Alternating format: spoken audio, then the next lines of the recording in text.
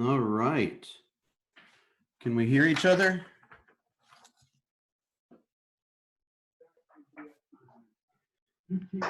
Can we hear each other? Yes, we can, Bill. Good morning, everyone. Good morning. Good morning. Good morning, Lee. All right. I got lots to cover today. Let's start with how is everybody doing? Anything that you want to share, positive or negative? Any questions that you have right now? I have a buyer that I submitted a contract in for an open house I held on Saturday, and Beautiful. he didn't win that bid, but I am taking him to see a house tomorrow and also going to a pre-listing appointment at his house tomorrow. Okay, I'm just going to dig at you a tiny bit. What is a pre-listing appointment? I haven't seen his house yet, so it wouldn't be fair for me to give him a true evaluation of it or valuation of it without seeing it. So I'll work the neighborhood comps based off of what I can find online and prepare with that. Okay. He's kind of reluctant to. The reason he didn't win the bid on Saturday is because his home's not even listed. So Because he needs a contingency? exactly. And Okay. so the sellers didn't want to take his offer based upon the contingency, the fact that the home's not even listed. Okay. So I've been working with him since Saturday to tell him, like, the importance is let's get your house on the market. And he was kind of reluctant. And then finally he was like, you know what? Yeah, I'm going to talk to my wife. And then, so we set it up for tomorrow at 3:30. Okay, beautiful. So there's a number of different approaches that you should have on that. I'm sure you're relatively familiar with it, but there's kind of two approaches to do. There's the let's go in with the full listing presentation and let's show them what we do marketing wise. Let's do the needs analysis. Let's take a peek at his home while we're there, and you can assume the close and do things such as is it possible that somebody could put the link for today's session in the announcements? I just have somebody that's having a hard time getting in. Okay, so you can print out. What I used to do is take the what they call the dual entry page, right? Which is like a 2 or 3. Thank you, Heather. Which is just like a 2-page form that you can print off of FMLS, right? What is the dual list? What did you say it's called? It's called the dual entry form. Okay. It's a bit antiquated, but I think that number one, what I used to do is it's like a 2-page form and it has all the questions that they're going to ask you when you're putting the listing in, right? And it's all the questions if you've ever taken a listing and you've like gotten home and you're like, damn, I forgot to look where the attic stairs are. Or, did the place have street lights? I can't remember. Right? And it's like these questions that you need to answer to put your listing in, but oftentimes you forget to note that. So you can go in during your listing presentation. In your case, for example, when you're walking through the house, rather than just taking a bunch of random notes, you're actually checking off the, okay, is the heat gas? Does the neighborhood have street lights? Does the, where are the attic stairs? How many bedrooms and bathrooms are on each level? That kind of stuff, right? And then I use that as then I'll send that off by eFax or whatever, or scan it to my assistant, and then they could put the listing in, right? Because then they have all the answers to the questions that they're going to need, right? Otherwise, you're the one forced to sit there and type it in yourself. Exactly. Does that make sense? I've never done that before. I know the form you're talking about. I just never brought it on an appointment. You can have it in your back pocket, just depending on how the appointment's going. And then once they like you can give them a rough range. Say, hey, the price is likely to be between, let's say, 300 and 325. Okay, but the market changes every single day. And so I'm going to go home and do a little bit of research and let you know what I think the appropriate starting place is. Meanwhile, they already like you and trust you, and then you just have to name a price, and then it's go time. Right? Exactly. But you don't want to do it the opposite, which is kind of the direction you might be leaning, where you lead with the price, and then if they don't like the price, they end up not liking you. Right. Right. So you may suggest, I may suggest doing it the opposite, which Okay. is go in there and prove your value and explain to them what you do and why you do it and how you work and all the systems you have and the company you work for and your experience and all that, right? Mhm.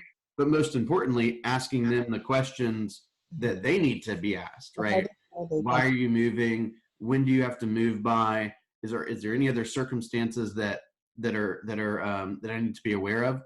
Meaning, you want them to say, yeah, if I don't get this home on the market and sell it, I can't buy the home I want, and I'm already 0 for 1.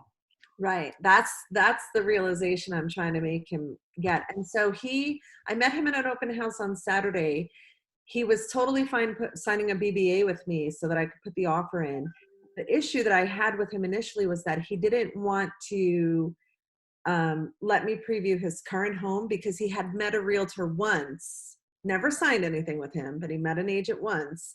And it was like, I feel really bad because I told that guy. And I'm like, fine, you can talk to him. You can give me his number. But I finally was able to whittle myself into securing some kind of listing appointment on Friday. So. Beautiful. Just, Yeah. I always ask this question at the beginning. So tell me a little bit about all of the positive experiences you've had working with agents before. Okay. And tell me all about all the negative experiences you've had working with agents before. Okay. Right? Mhm. And when you ask that question and then you quiet down and you let them answer it, you will learn everything you need to learn. Gotcha. Right? Uh-huh. Because if they say something, for example, if they say something, for example, they never texted me. I always asked them to text me, but the guy always emailed me. Right. Right? That's very important. Right. Right? If, for example, he says, all I asked the guy was to send me the feedback once a week, and he never did it. I wanted open houses Saturday, not Sunday. Mhm. I wanted open houses from 2 to 4, not 1 to 3. Mhm. Or I wanted the sign facing this way and the guy didn't want to listen. I mean, the needs could be completely crazy and random and insignificant. Mhm. But that other realtor probably isn't asking those questions. That's true. Right.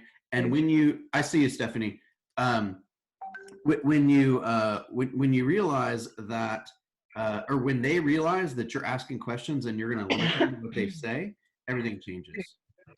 Yes. All right, Stephanie, what's your comment? Can you say what is the name of the form again for the listing presentation? This is just a form to have kind of with you, that if you feel like things are going well and you're moving around the the answer is yes. It's called the dual entry form. Okay, and where do you find this? That's on fmls.com. Okay, thank you. Okay. The forms tab. Sorry? I was saying it's in the forms tab for her because I know she's newer, so she may not know where to find it. Yes. Okay, thank you. You're welcome. Yes. All right. I want to go through just a couple of other congratulations. I know, Kathy, you had a deal go under contract last night too, right? Yes, that one that was supposed to. They started to back out on Monday and hold it. Anyway, we went to contract last night, and I wrote an offer. There were 5 other offers. I wrote an offer on a house last night, and I know we're going to get it because we went over. I said to the agent, what can we do to win this? She's lost out on several houses, and she said, well, why don't you just do it a couple of $1,000 over asking price? And I said, okay. So Isn't that interesting? And you can go back to that phrase that we used a lot yesterday too, which is, what would have to happen for my buyer to win this? right. Okay, well, Right. you need to close by the end of this month. If you can close by the end of this month, you win. Well, Well, damn, Well- wouldn't that be helpful to know? I texted Dale Murphy at O'Kelly and Storahan last night and said, how soon can we close this? It's cash. And she said, it just depends on what we can do for title search. It's an estate. But I even asked this agent, I said, what's the seller's name on this estate? Because I don't want you to have to fill anything out. what board members, realtor do you belong to? And, you know, she said, thank you so much for making that easy for me. Oh, I've never actually thought to do that. That is really smart. All I want them to do is sign. Oh my gosh, I love this. So what Kathy is doing is she's asking the questions necessary to make it easy on the other agent and on the other agent's client. And she says, all I want you to have to do is sign. I love that. And you're basically asking, hey, my buyer wants to win this. What's it going to take? What would have to happen for you to select me and my buyer? You need me to fill in the contract for you? Done. You need to close by the end of this month? Done. Let me go make sure I can do that. So and then they'll tell you, hey, my client, they really want to keep that mirror in the family room. All right, whatever. You can have the damn mirror, right? But if you don't ask for it, if you don't ask those specific questions, you don't get it, right? You don't get that leg up. All right, I want to go through a number of things, and I think what we're probably going to end up doing is I made a promise to somebody that we would review some comparables, do kind of a CMA. I'm not sure we're going to have enough time during this, but if we want to do like a separate session right after this for like 15, 20, 30 minutes or so on CMAs, you can kind of I'll walk you through how I would help price this particular property. Okay. All right, I promised that we'd review the buyer brokerage agreement. So I want to talk about that for just about 5 minutes, if that's cool. So I made a list of contracts that I believe are the most common contracts that everyone should have fluency in, okay? We should be able to understand them. We should be able to explain them quickly to our client. We should be able to answer any generalized questions about them, okay? And we should know which contracts are presented at what time, strategy around that, best practices, and then when it's time to create an offer, what does that even include, right? And all of these things it's preparation, right? The people that are most prepared will have the smallest degree of stress when there's other stress to deal with, right? When you've got a buyer that wants to submit an offer within an hour and you don't even understand the contracts or know where to put them, that is pretty stressful, right? By preparing and understanding these things and practicing presenting them and practicing answering the questions, you can minimize the stress. And by the way, you only have to do it once. And then the only updates you need to deal with are new tips and strategies that you've learned in every year when the contracts update, okay? So I'm going to pull up this document really fast, and I'm going to try to do something that I've not done with you guys before, which is share my screen, okay? The green button in the middle. All right. Can everybody see? Thank you, Charleston. Can everybody see? I got to tell you, this Zoom is pretty cool. We may never have to do a meeting again. I absolutely love it.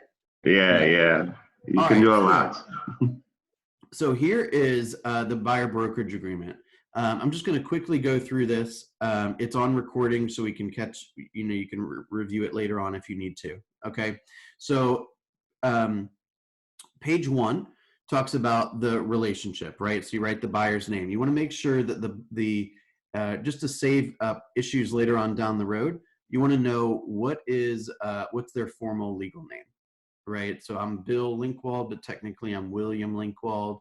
If like my credit report says William Linkwald, but the contract says Bill Linkwald, you're gonna have to go back later and do an amendment to the contract, and that's just wasted time, right? So get down their formal name, okay? Obviously the broker is Keller Williams Realty Consultants. The term of a buyer brokerage agreement, I usually would like to see that somewhere in the neighborhood of around 120 days, about 3 to 4 months. Remember, this document can be terminated at any time by any party, right? So in some respects, it's somewhat symbolic, but I always lean towards the license law discussion of this contract, okay? And real briefly, what I would say is I would present to them, I would have a buyer consult, or I didn't like doing it this way generally, but if I had to do it at the first showing, I did. And at the end of the showing, I'd say, look, here's a document. It's called the Exclusive Buyer Brokerage Agreement. Okay. And this document is has its place in Georgia license law. Okay. So today you are my customer. And once this document is signed, you would be my client. And here's what I'm able to do for customers. Okay. I'm basically able to use my hands and my feet and help you get information that you could essentially get yourself. Things like, what school district is this home in? Or how many bedrooms and baths does it have? Or what does the tax record say about how large it is? Or when it was last sold, or stuff like that. What's the HOA fees? What does it cover? As soon as you want me to use my brain, we have to have a client relationship. And the client relationship begins the moment you sign this. Okay. Hang on just one. If you are in a relationship with somebody on luxury homes, this is a little different from the listing agreement. If you have a listing agreement for a luxury home, I'd be like probably a year right now. But from a buyer standpoint, I don't think you need to be a whole lot significantly higher if you are helping them as a buyer. Okay, maybe an extra month or something. Not a big deal. Bill, I had a question. Yeah. So going back to the point that you were making about showing and having an exclusive buyer's agreement. So if you have the buyer's agreement, I guess you still have to just transcribe what's on there, or how would we fill this part out? Say that one more time, please. So if you already have an exclusive buyer's agreement, how would you fill out this section here? Well, this Would is still- an exclusive buyer agreement. Oh, okay. I thought this was the actual contract, sorry. Oh, no. This is the contract you make with your buyer Okay, got to it. make them your client. Okay. So the idea here is I say, look, I don't expect you to sign this today. We've only spent a day together. You know, it's kind of, and they're not going to like sign it before you meet with them either. Okay. So I don't know how Melba teaches this, or any other instructor you might have sat with teaches the buyer brokerage agreement. I am a little bit more pushy with the buyer brokerage agreement than most people would be, just personally. But I understand it's like getting married. They're not going to marry you over the telephone, right? You're going to have to prove your value a little bit. So I hand it to them blank at the end of the day, first meeting, and I say, look, here's the document that creates this is basically a loyalty agreement between the two of us, okay? And it makes you loyal to me loyal to you. And also creates a fiduciary relationship where I am your agent, and it basically says that you come to me when you have any questions about real estate, and my job is to represent all of your interest. Okay. And I would be honored if I had an opportunity to work with you. So please let me know if you have any questions about this, and you sign it when you're ready. Okay. And 8 times out of 10, they send it fax to you that night. They're like, you're a cool guy. All right, let's do it. Right. Low pressure. And then if it goes on another showing and they haven't signed it, at the end of that showing, I might say, hey, did you get a chance to review the contract? Right. It's not like sign this thing or I can't let you in the door. Right. But the second they start asking you to use your brain, you're going to be bringing it back up. Okay. All right, let's quickly go through this. Number 3, you're an independent contractor. Number 4, you are not allowed to do dual agency without Aubrey's approval. Okay. I haven't dealt with Aubrey on this. I was pretty lenient personally as a team leader about allowing you to do dual agency, as long as you could help me. And if you could explain to me what it was and the pros and cons and what you need to be very careful about, I would let it go. Okay. It is legal in Georgia. Dual agency is when you represent both the buyer and the seller in the same transaction. Okay. But for the purposes of this, I would check dual agency, meaning you're not allowed to do dual agency unless you get specific permission. Okay. Make sense? Commissions. I would say 3% of the sales price. And then section B says they may or may not pay the difference. So for example, if a listing agent offers 2.5% to the buyer's agent, then this question is saying, would they pay the difference? Would the buyer pay the 0.5? I always checked it shall not pay the difference. I was just going to show the houses and I got paid whatever I got paid. I didn't make a big deal about it. I didn't want any ethical challenges. I didn't really want to have to bring up my payment to the buyer. I don't know, maybe that's short-sighted, I don't know, but I always check shall not. Okay. If the buyer was not interested in leasing a property, section 6, I would just put NA. Okay. In the protected period, I put 90 days. Okay. And then all of those phrases are described on page 2 and on page 3 and on page 4. And it's just basically a ton of stuff. Okay. Let's move down to page 9 or section 19 for a second. When you're working with a buyer, you want to send them the following documents, and then you would check them here. Okay. The ABCs of agency, always. Okay. If the home was built prior to 1978, you need to check lead-based paint pamphlet and send them that. Okay. If the home was built prior to 1978, you need to check that. When you're getting into a relationship with somebody, I just go ahead and check it and send it to them because you don't know whether they're going to buy an old house or a new house. Okay. Mold pamphlet. Yeah, might as well. I think that's actually a relatively new line on there. EPA's Home Buyer and Seller's Guide to Radon, check it. Protect yourself when buying a home, check it. Okay. If the home's in an HOA, meaning there's an HOA fee or there's rules and regulations, check it, send it to them. If they're buying a condominium, check it.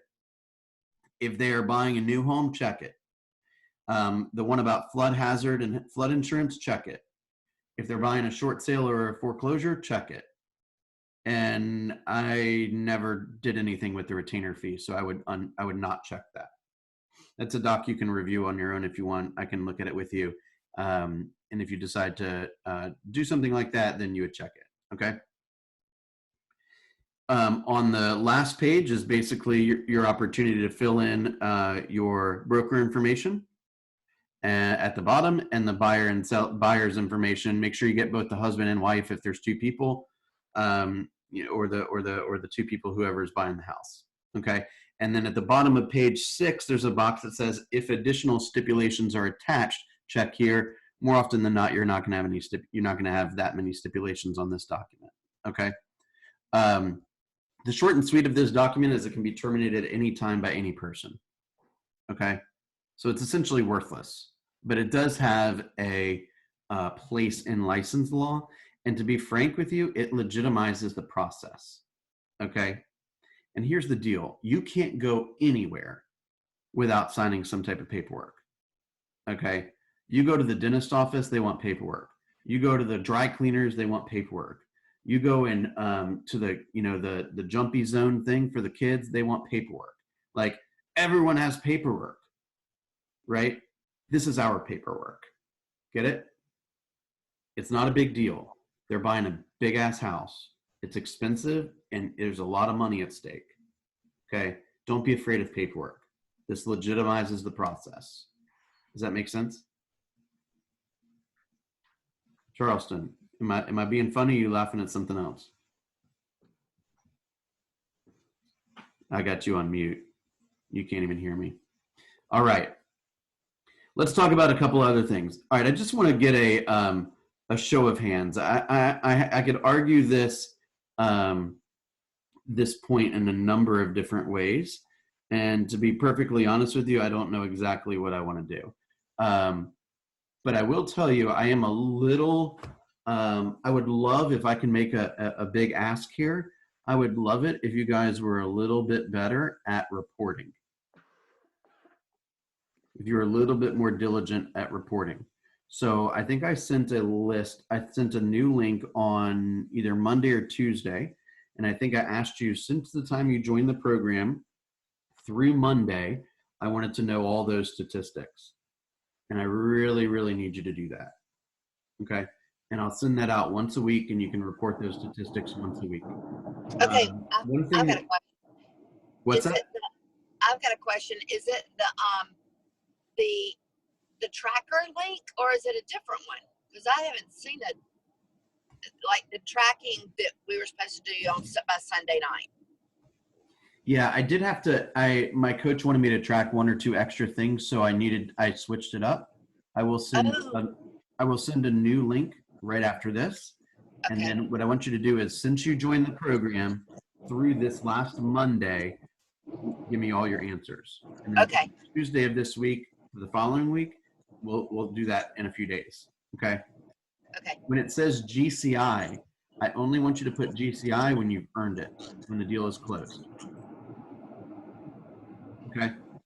Okay. But like if I have a closing today, do I count that next week or I mean, this happened before I joined productivity coaching. So does that count towards next Mondays or Sundays, whatever? So technically that would count towards next week's, Okay. right? Okay. But if it's, yeah, let's put it on next week's. Okay. Okay. Okay. I just didn't know because it went under contract before. Yeah, it's not going to be a perfect science. Let's just put it on next week. Okay, will do. Thank you for asking. Okay. One of the things we used to do when I was the TL and we had our weekly calls with the region is we went one by one. Charleston, how many appointments did you have? How many listings did you take? How much money did you make? How many hours did you spend in command? What do people think about that? Do people want to talk to deliver their results publicly? Yeah. I think I need to. Because So- I So tried you, it before. so we're doing So we used to do accountability that with each once a other here month. on this call? We used to do that once a month.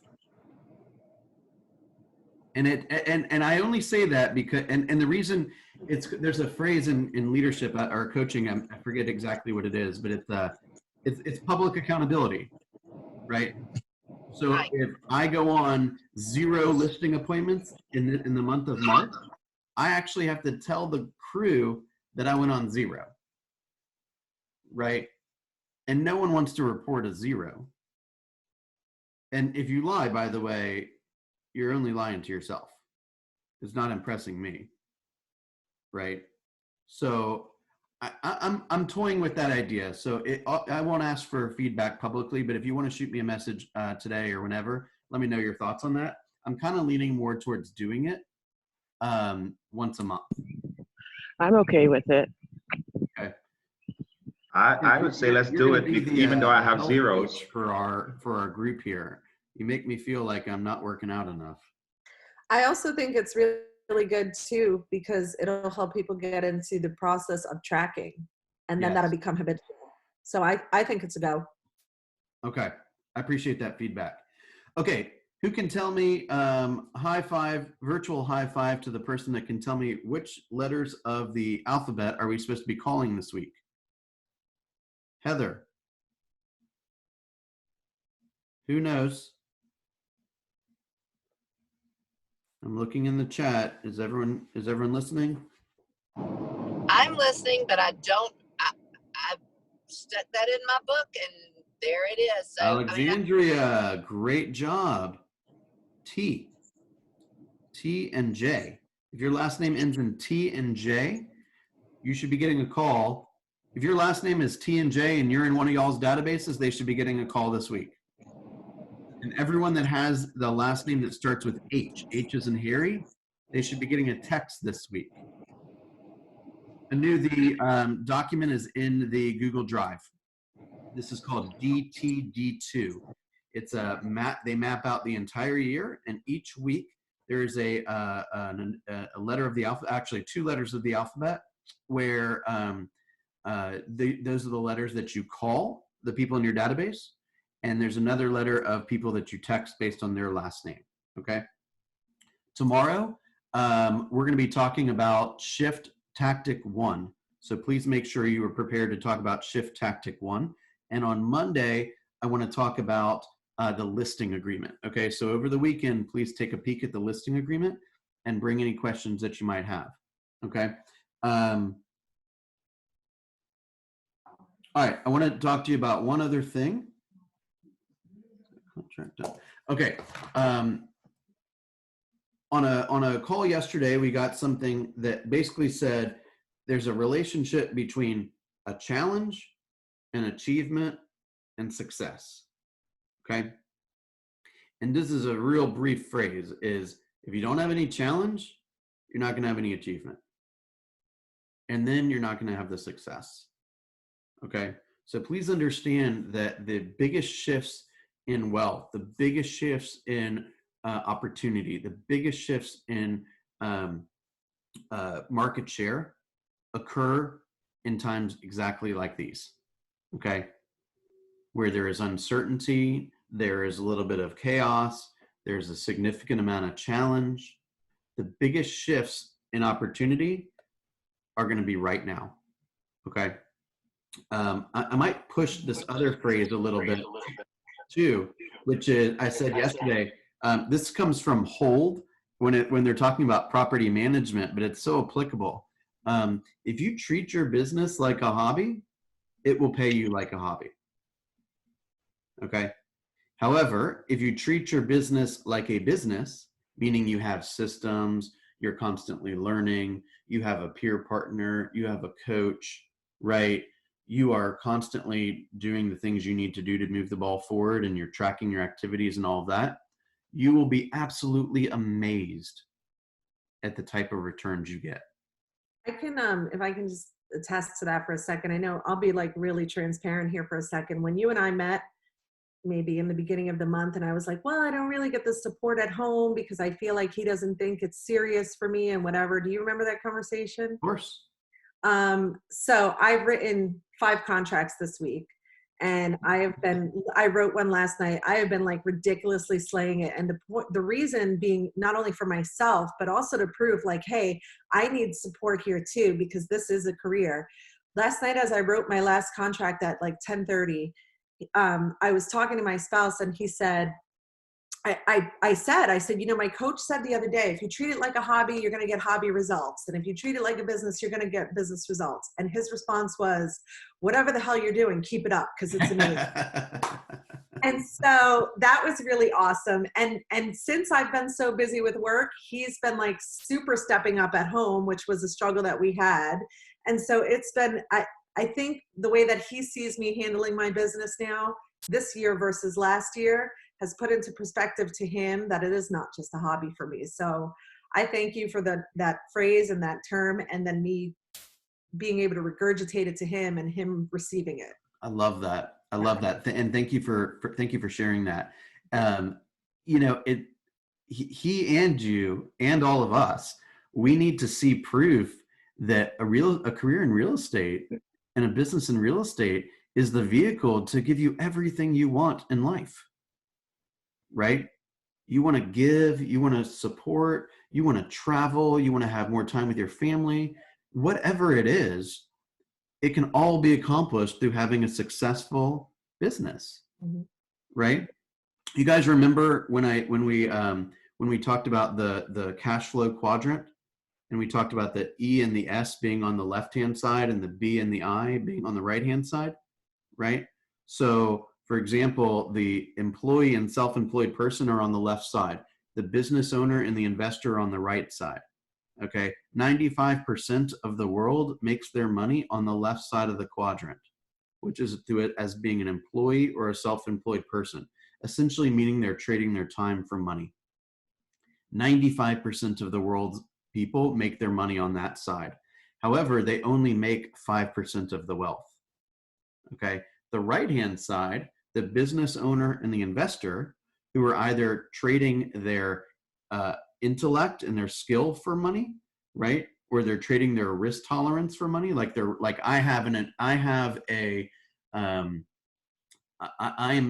committed to paying an assistant, whether I have business or not. Okay. And when she does things for me, it's things I don't now have to do. Right. So I have leverage. I'm no longer trading my time for money. I'm trading my money for time. Right. And as an investor, I'm trading my money for more money. Right. And when you are on that side of the quadrant, you're only with 5% of the world's people. However, you're making 95% of the world's wealth. Right. So the goal here is to figure out, how can you become a business owner and not be in the trading your time for money world anymore? Does that make sense? Heather? Do you think that maybe like, because obviously I'm like extremely busy right now, and so that was another conversation I wanted to have with you off record about like maybe using one of your virtual assistants for the Yeah. time. But do you think, so I read Tactic One in Shift. I've read it before, obviously, and I revisited it this morning. Do you think in the time of a shift, you should still be hiring like a personal assistant, or you think you should be doing like, because it also talks about like, you know, you've got to save money and watch your cash flow and all that stuff. Do you think I should hire for a temporary? I don't like, I would definitely use Robin T to do my inputs for my listings that are coming up and all that. But I'm just wondering if I should just kind of carry the weight right now and through this point. So that's a good question. Here would be my immediate response to that is that moves into the discussion of the red light, green light, right? And if you've read The Millionaire Real Estate Agent, you understand this concept, which is we want to lead with revenue. Okay. Now, if you're about to have 5 deals closing, right? And that's revenue, right? And you're staying up till 10:30 at night doing work. And I mean, look, I've done that 100 times, hundreds of times. Right. But I don't know if that's the quality of life either one of us were seeking, right? I hear your voice in the back of my head nonstop. Is this the life you want? That's what. Is there anybody that got their real estate license not to have a great quality of life? Right. I mean, that's. Right. I've talked to thousands of agents, and they all say the same thing. I got into this business because I want the best quality of life possible. Well, prove it, right? Set up systems and get to work, right?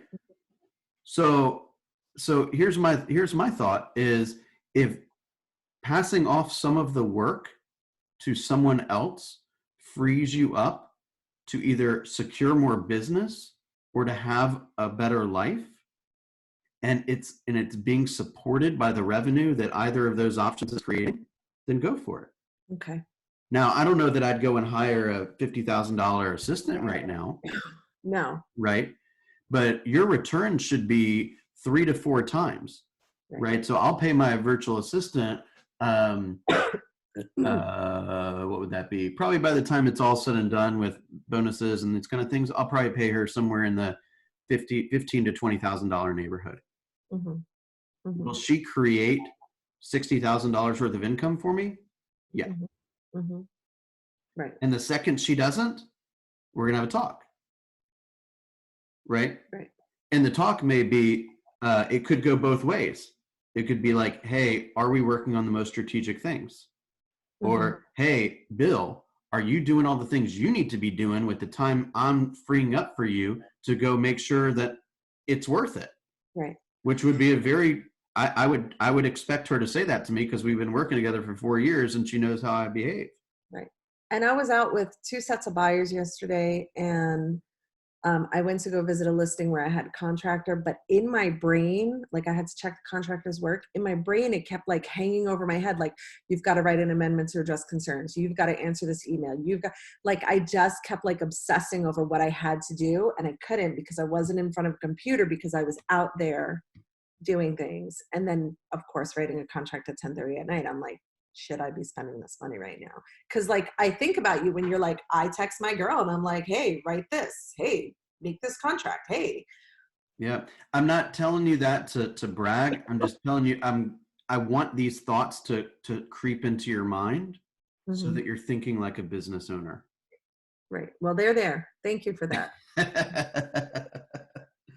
Awesome.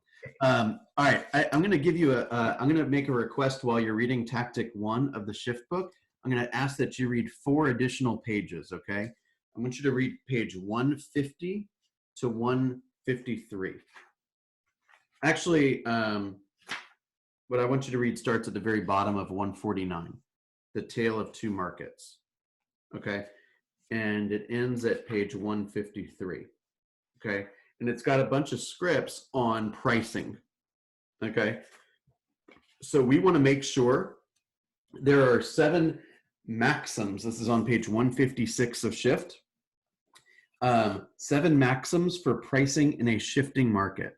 I'm just going to read them to you really fast. Be a student of your market. Know your numbers. Okay. Are you looking every day to see how many new homes are on the market, or any new homes in your desired area, right? If you're going to claim to be the Roswell expert or the Martin's Landing expert or the Marietta expert or whatever, prove it. What if I ask you a bunch of questions? Are you going to know the answers? Right? What's the days on the market? What's the average sales price? What's going on in this neighborhood? Right? Your prospect, they're probably not going to be as aggressive as I am, but if they were, you can only say I don't know like 4 or 5 times before they go pick another agent. Right. Number 2, focus your main comps on actives. Pendings and solds may be out of date. Okay. Be a student of property. Preview them so you understand what is selling and why. Keep your presentation as current as possible. Let your ongoing research do the talking. Pre-qualify for motivation. Sellers who most need to sell and sell most often. Price ahead of the market to avoid chasing it. And always secure buyer price reductions in advance to avoid falling behind the market. So I want to tell you something which is really interesting.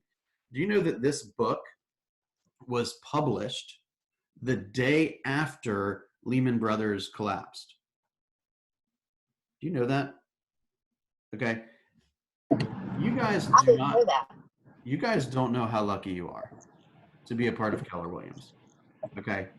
These guys were writing this book when ahead of the shift, because they knew that this is the Bible for the environment we're in right now. Okay. We don't need to go too far from this book right now. This should be on your desk at all times. Okay. Now, with that said, I think Aubrey sent out a really cool message yesterday. If you haven't watched it, it's about 8 or 9 minute video about why this is different from 2008. I'd really encourage you to watch that, because a lot of the stats are different. Now, the way people might be feeling is similar, but you need to, if you can provide those stats, for example, if somebody says, oh my gosh, is the real estate market crashing like it did 12 years ago? Say, no, what's interesting is in the 6 years leading up to today, the average appreciation is 4.5%. Yet the average appreciation in the 6 years leading up to 2008 was 12.5%. And they're like, you must be the smartest person in the world. Where do I sign? You see what I'm saying? Yeah.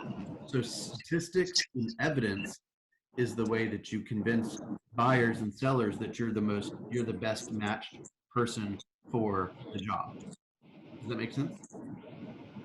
Yes. Okay.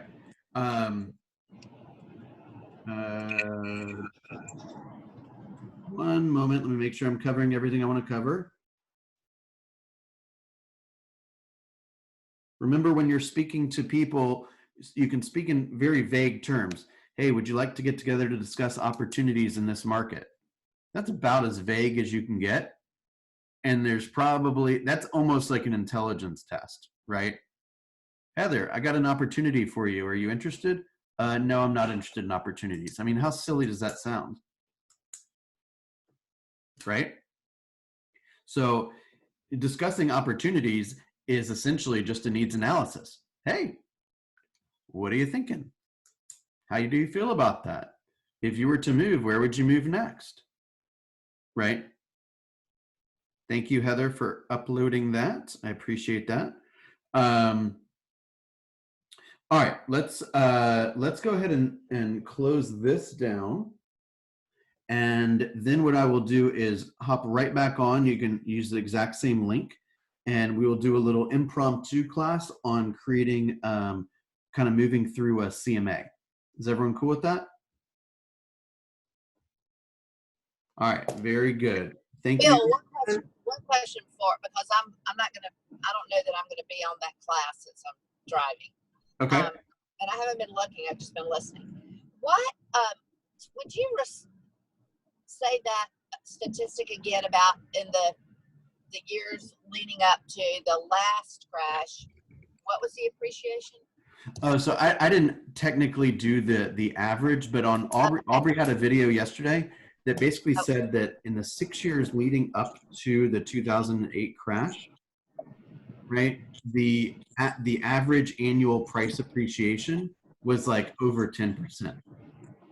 Oh, But in the 6 years leading up to now, the average appreciation is like 4.5%, which is pretty much historically average. Meaning, it doesn't appear like we're reacting to a bubble. We just have a health crisis, right. right? And as we're trying to figure out, okay, well, I mean, like I think it was the state of Kansas last night canceled schools for the rest of the year, right? I mean, that's huge, right? I'm on day 3 of homeschooling, and I'm like, oh my God, right? I don't know how people do it, right? One thing I figured out is teachers deserve more money. They sure do. Choices in life, and I chose specifically not to. So if I can just be really blunt with y'all for a second, Heather will make more in the 5 deals she's going to close than a teacher will make all year long. Yep. And outside of talking about the societal issues that causes, do you know who's really good at doing real estate? Teachers. Okay, they're patient, they're organized, they're statistically driven, they're compassionate, right? Yeah. You're naturally teachers as real estate agents, right? We're teaching our buyers how to behave. We're teaching our sellers how to behave. We're teaching the other parties how to behave, right? We're setting the tone for how this relationship's going to work. Guys, don't be bashful. You look a teacher in the eye and say, hey, would you like to discuss opportunities? Right? I think that I hear a lot of agents are like, oh, I used to be a teacher. Yeah. Like, so many of them. Joanne Curtin, our top agent, was a teacher. Yeah. Leslie Peters was a teacher. You know? All right, let's end this recording and we'll hop right back on, okay? Thanks, guys. Have a good day. All right.